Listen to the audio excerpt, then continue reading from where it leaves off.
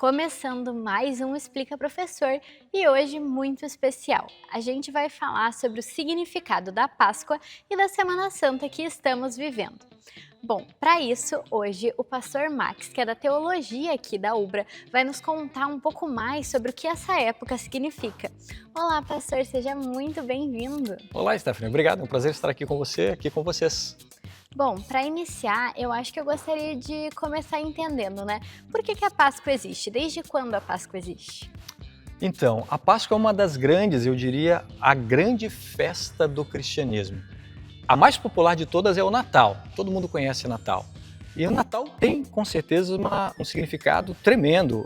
Marca o nascimento de Jesus. Mas esse nascimento é o início de uma jornada. E essa jornada ela vai justamente culminar na Semana Santa. Porque essa semana ela caracteriza a essência da missão de Jesus.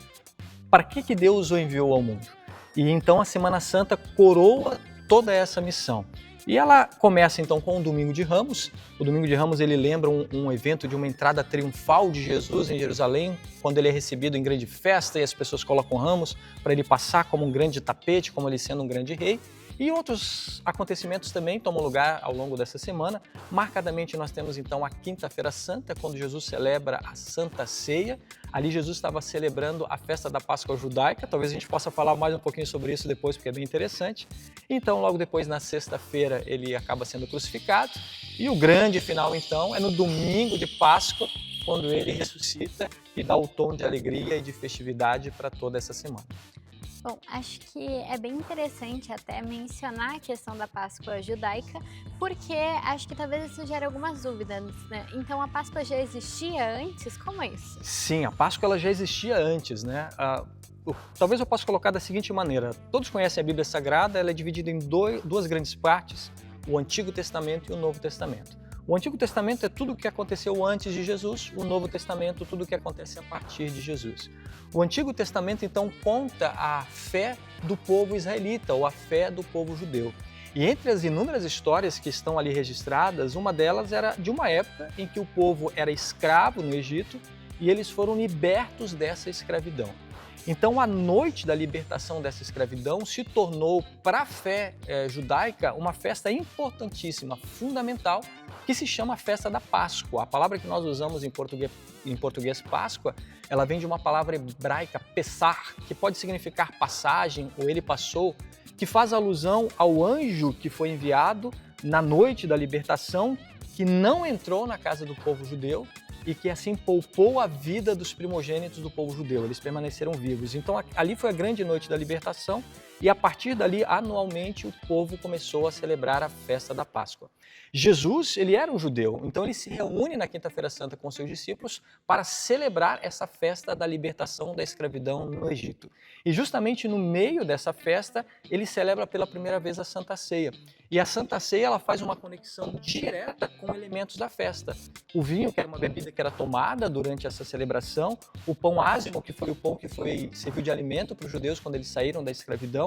E em Jesus nós temos uma ressignificação, ou melhor dizendo, uma ampliação do significado dessa festa. Se lá para os judeus temos a ideia muito viva e importante da libertação da escravidão no Egito, em Jesus a festa da Páscoa passa a significar a libertação do pecado, a libertação da morte trazidos por Jesus Cristo. Bom, acho que é muito interessante, né, a gente ter esse contexto, porque muitas vezes as pessoas sabem que a gente celebra a Páscoa, mas não entendem que existe todo um contexto, até mesmo histórico, por trás. Bom, agora eu também gostaria de entender. A Páscoa, a Sexta-feira Santa, a Semana Santa, possui várias tradições. Eu gostaria de entender um pouco mais sobre essas tradições e entender de onde que elas vieram. Então, algumas tradições no passado elas eram observadas assim com mais cuidado, né? Ao longo do tempo elas têm se perdido. Uma delas, por exemplo, está ligada à época da Quaresma. A Quaresma ela antecipa a Semana Santa. A Quaresma ela começa lá na quarta-feira de cinzas. Aquela quarta-feira que vem depois de um outro dia que é bem conhecido no Brasil, que é a festa de Carnaval da terça-feira. Na verdade, é a Quaresma que marca a festa do Carnaval. O Carnaval é marcado a partir do início da Quaresma, porque é a terça-feira antes da quarta-feira de cinzas. E o que é a quarta-feira de cinzas? É um período de 40 dias que antecede a Páscoa. um período que nos convida à reflexão a respeito de quem Jesus é e da sua missão de salvar o mundo através do seu sacrifício, através da sua entrega. Costumeiramente, as pessoas elas mantinham então vários hábitos durante esse período da Quaresma, né? De não ouvir música alta, os mais antigos não ouviam rádio ou não comiam carne vermelha e coisas semelhantes a essa. E por quê? Porque esse era um convite para reflexão, para voltar-se para si mesmo, pensando a respeito de quem Jesus é e daquilo que ele significa. Talvez uma coisa interessante que eu poderia dizer para a Quaresma significa 40, né? Então são 40 dias antes da Páscoa. Mas se você pegar o calendário e você for contar, você vai ver que não são 40 dias, são mais de 40. Por quê? Porque na Quaresma os domingos não são contados. Nós contamos de segunda até sábado, mas não contamos domingo. Por quê? Porque para a festa cristã, o domingo é em si um dia de festa, um dia de celebração, porque é o dia da ressurreição, é o dia da Páscoa. E como a Quaresma traz esse ar assim de mais pesar, eles não são contados ali durante aquele período. Então, se você tirar os domingos, você vai ver que vai fechar os 40 dias. Perfeito. E eu acho que agora, quando a gente pensa em Páscoa, muitas vezes a gente pensa no chocolate, né? O domingo de Páscoa marcado para o chocolate, principalmente para as crianças. Eu gostaria de entender quais outros elementos a gente poderia lembrar no domingo de Páscoa, para além dos doces, né? Que eu acho que é a celebração aí que o pessoal está mais acostumado. Pois é. O que acontece é que à medida que o cristianismo foi se expandindo, ele também foi historicamente assimilando alguns símbolos que não estavam originalmente ligados lá, por exemplo, ao relato bíblico dos evangelhos sobre Jesus, né? Entre esses símbolos nós temos o ovo, né? O ovo, se você olha para o ovo, ele parece algo sem vida, mas se você coloca um ovo para chocar, dali de dentro brota a vida, né? A vida sai dali. Então isso seria um simbolismo para o que aconteceu com Jesus. Ele estava morto, foi colocado no sepulcro, mas 3 dias depois aquele sepulcro se abriu e a vida surge ali de dentro.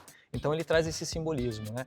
A mesma ideia está presente de certa maneira na ideia do coelho, que também se tornou um símbolo dessa época. O coelho ele tem a ideia, o simbolismo da fertilidade, ou seja, essa ideia de gerar vida e gerar muita vida. Então se torna um símbolo também para a vida plena que Jesus quer trazer para todos nós. E esses símbolos, então, eles foram, digamos, assimilados e ressignificados dentro da fé cristã. O chocolate, ele vem posteriormente, né? E o chocolate, em grande parte, ele está ligado a um processo de comercialização que tem marcado a Páscoa, assim como marca o Natal também. Um processo que, às vezes, acaba fazendo a gente perder o foco daquilo que é essencial, né? Eu penso que é muito bacana ganhar chocolate. Eu quero ganhar bastante chocolate nessa Páscoa. Eu acho que a gente pode continuar com esse costume de dar ovos de chocolate, coelhos de chocolate, mas sempre lembrando aquilo que é essencial, que é o amor de Deus revelado em Jesus. Bom, com certeza eu acredito que essa é uma mensagem que seja muito importante reforçar, mas eu gostaria, agora já encerrando o nosso episódio, que o senhor deixasse uma mensagem para quem está nos assistindo de casa, desejando então, né, uma feliz Páscoa e convocando aí uma reflexão que o senhor acha que seja interessante nessa Páscoa. Então, essa semana nós temos tido várias ações enquanto pastoral aqui no campus da Ubra também. E uma reflexão que eu tenho feito com as pessoas, eu acredito que eu vou compartilhá-la agora. Eu tenho convidado as pessoas a pensarem sobre 2 sentimentos que têm o poder de nos afastar de Deus, que é o orgulho e o desespero. No orgulho você se entende autossuficiente, senhor da sua própria vida, não precisa de nada, de ninguém e muito menos de Deus. Esse sentimento te afasta de Deus, porque coloca ele como desnecessário para a sua vida. Mas o outro extremo é o desespero, é quando você se encontra numa situação que você pensa que é irremediável, não há saída, é uma sombra tão densa que você não consegue enxergar sequer um facho de luz. E isso faz com que você se entregue também à perda vivida e se torne incapaz de dar um passo adiante. Para mim, a Semana Santa ela vem com uma mensagem que nos fala desses 2 sentimentos. A Sexta-feira Santa fala de quem nós seres humanos somos. Fala da nossa insensibilidade, fala da nossa violência, fala do nosso egoísmo, fala do nosso desejo de querer ser mais do que os outros. E tudo isso deve se tornar um espelho para nós que nos faz refletir e pensar sobre os nossos próprios limites enquanto seres humanos e da necessidade que nós temos dos outros, mas especialmente de Deus. Então a Sexta-feira Santa ela quebra com o nosso orgulho. Mas ao mesmo tempo nós temos o domingo de Páscoa.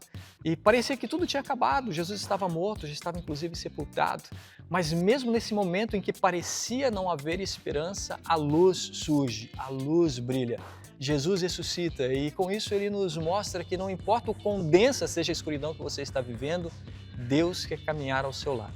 Então é um convite para o equilíbrio, não deixarmos cair para o orgulho que nos afasta de Deus, nem para o desespero, mas seguirmos firmes na confiança de um Deus presente que se manifestou na história da humanidade em Jesus e que quer estar ao lado de cada um de nós.